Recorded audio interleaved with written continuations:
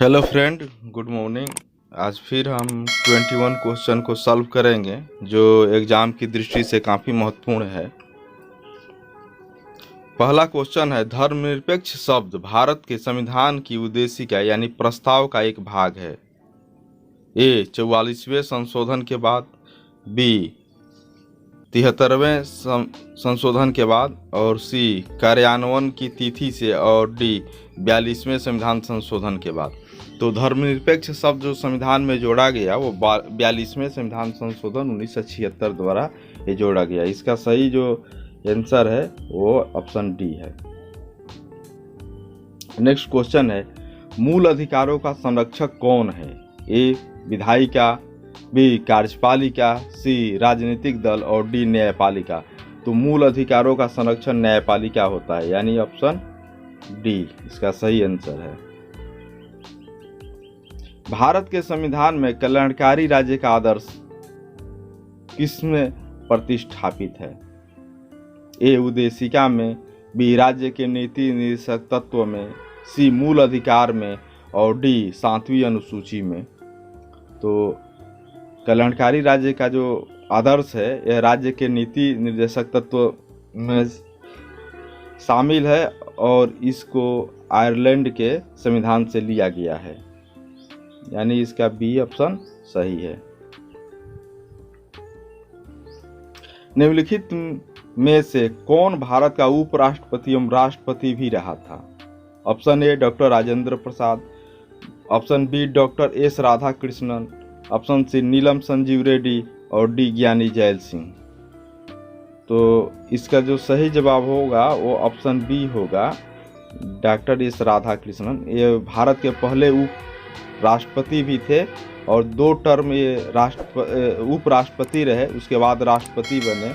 और डॉक्टर राजेंद्र प्रसाद तो प्रथम राष्ट्रपति थे। नीलम संजीव रेड्डी ऐसे राष्ट्रपति थे जो निर्विरोध चुने गए थे। और ज्ञानी जैल सिंह के समय में ये डाकघर संशोधन विधेयक पर पॉकेट वीटो का प्रयोग किए थे।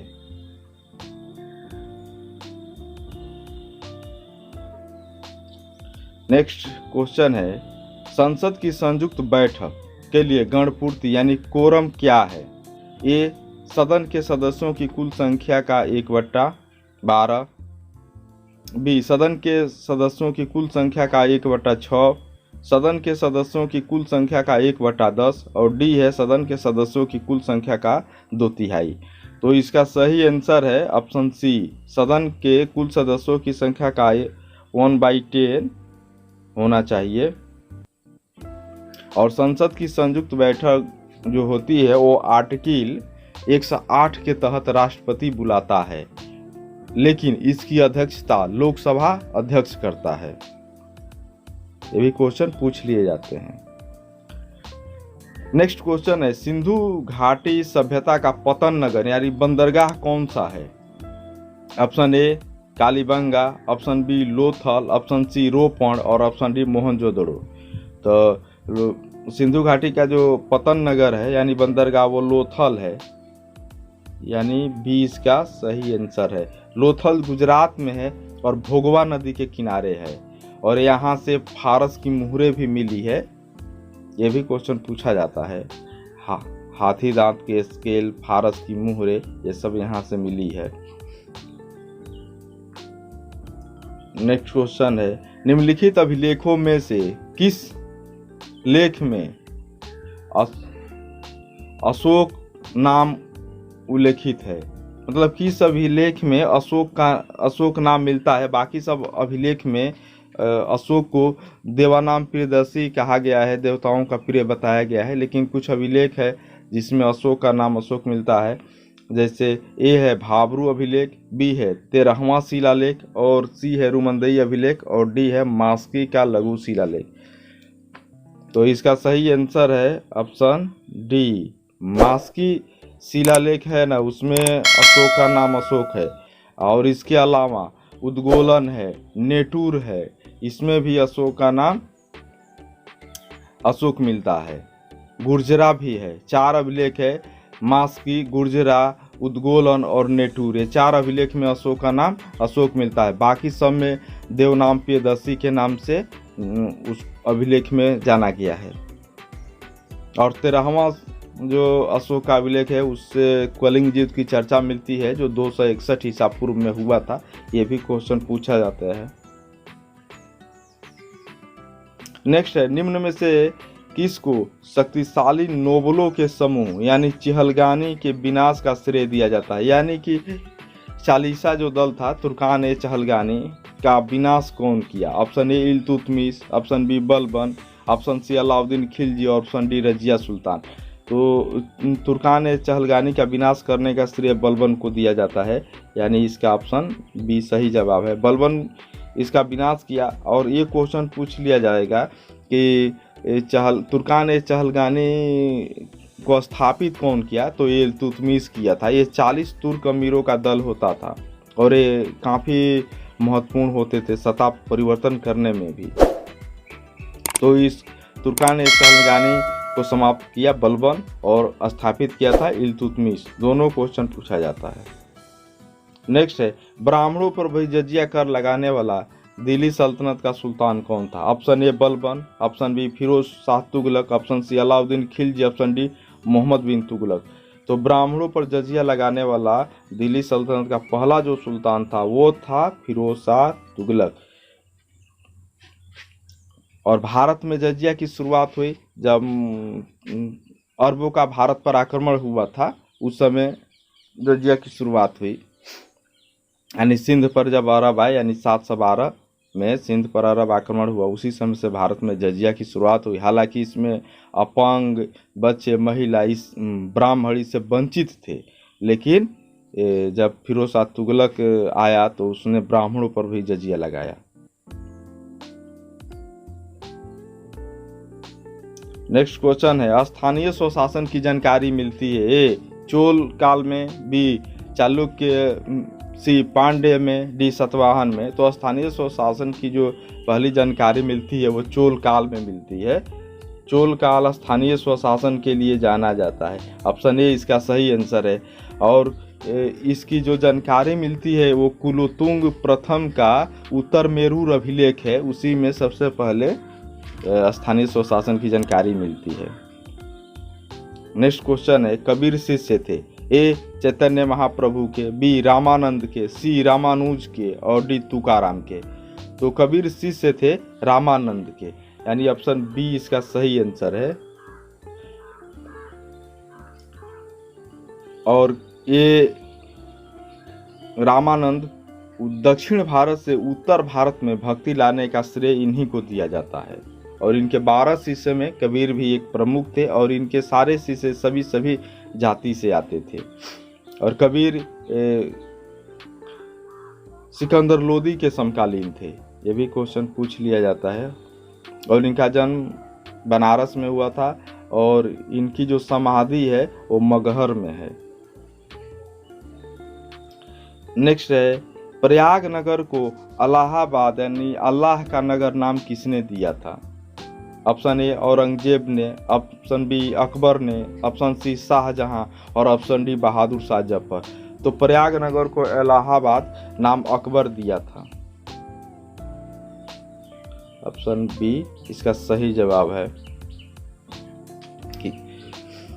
नेक्स्ट क्वेश्चन है, निम्न में से किसने अपने बादशाह पति के लिए मकबरे का निर्माण करवाया था? ए शाह बेगम ने, बी हाजी बेगम ने, सी मुमताज महल ने और डी मेहरुन्निसा ने। तो अपने बादशाह पति के लिए मकबरे का निर्माण करवाई थी हाजी बेगम। ऑप्शन बी इसका सही आंसर है। और ये हुमायूं की पत्नी है और इसने हुमायूं का जो मकबरा बनवाया उसको पति प्रेम का सुंदर नमूना कहा जाता है। जिस प्रकार ताजमहल को पत्नी प्रेम का सुंदर नमूना कहा जाता है, उसी तरह हुमायूं के मकबरे को पति प्रेम का सुंदर नमूना कहा जाता है।